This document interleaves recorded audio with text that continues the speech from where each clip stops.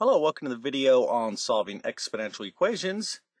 This is our fourth example set D, and I hope you had a chance to watch a lesson and practice the previous example sets.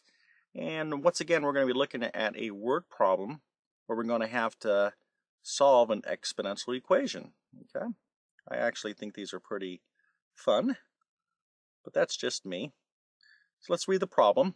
Okay, uranium decay. So uranium is this radioactive isotope, if I'm not mistaken. It's a radioactive material, and it decays over a period of time, i.e. dwindles away. Okay, so that's what that means. But you have this material, uranium, that's dwindling away. So we have uranium decay can be modeled by this particular formula right here. Okay, and you can clearly see it involves an exponential function. So the question is, how long will it take 50 grams of uranium to decay, dwindle down to 25 grams? So we're starting with 50 grams. How long is it going to be reduced by 1/2 of its original size? And we call that the half-life. Okay, so i.e., what is the half-life of uranium? Okay, when we're talking about 50 grams. All right, so to set this problem up, it's actually pretty straightforward. The formula says let's start this way. Uranium, is the amount of uranium after decay, because that's the amount we are going to end up with after so many years of decay. Of course, in this problem, that will be 25. Okay. U naught, all right, this is our initial amount, and our initial amount here, our initial amount, U naught, is what? It's 50 grams. And then, of course, T is the number of years in decay. So let's go ahead and set that up. If you haven't tried this problem, I would suggest you pause the video and plug in the values as you see them. All right, so we have 25, okay, is U. We start off with 50 grams. Okay, 25 grams is what we end up with. We start off with 50 grams. E to the negative 0.00039 T. Okay, let me erase this here so we don't have any confusion. All right, so the question is asking, how long will it take? So how many years? Okay, that's half-life. So you can see the unknown quantity in this problem is T.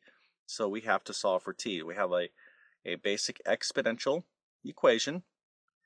And everyone by now, hopefully, is comfortable with solving these exponential equations. If you're not, you got to go back and take a look at the lesson and practice that procedure in other problems we've done.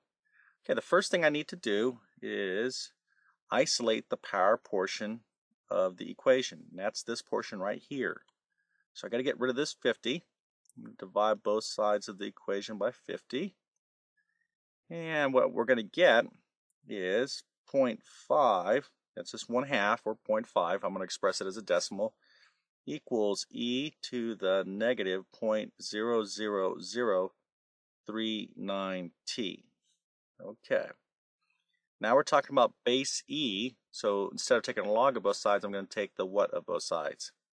You're going to take the ln of both sides, and I'm going to go this way, ln E. I'm just going to reverse sides. I always like to have my variables on the left, so I'm going to write this on this side, ln negative 0.00039 t equals ln of 0.5.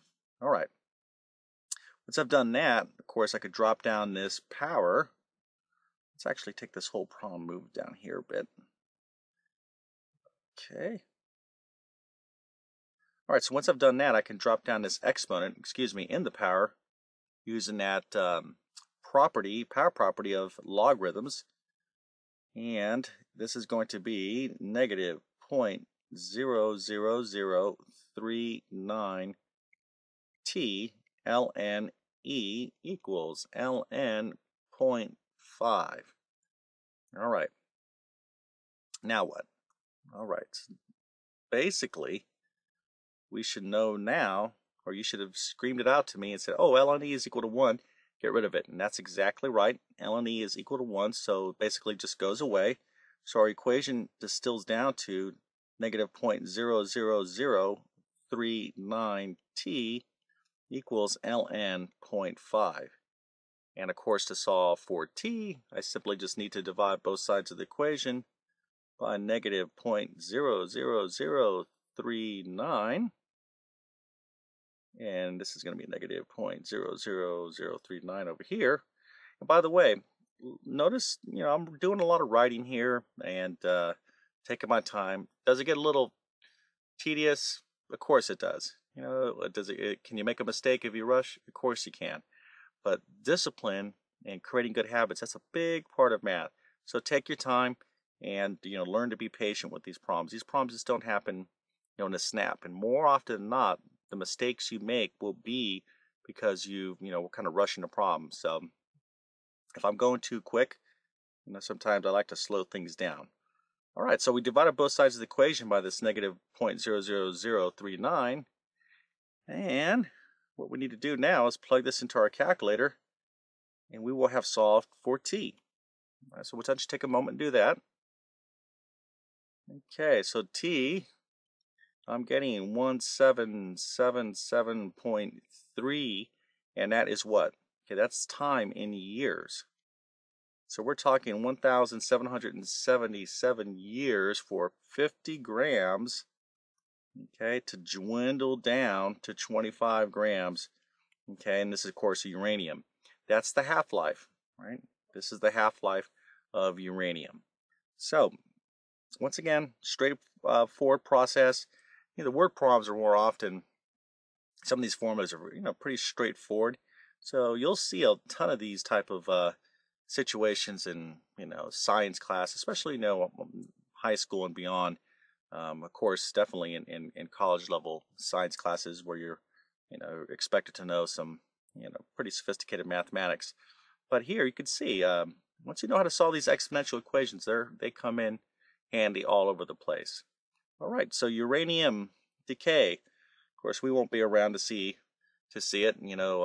1,777 years, pretty long, but that is the half-life.